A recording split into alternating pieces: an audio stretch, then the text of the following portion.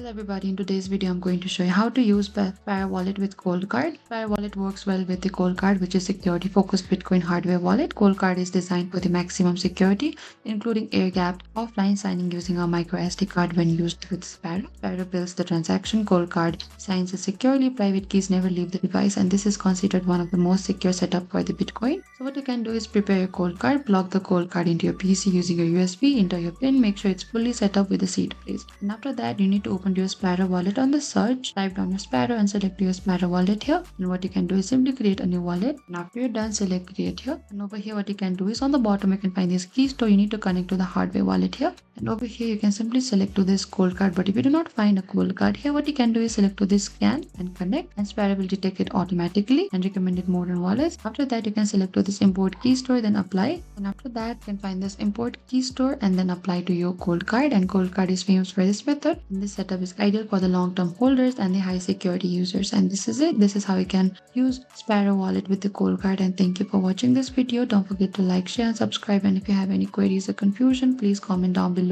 and we will reach out to you very soon.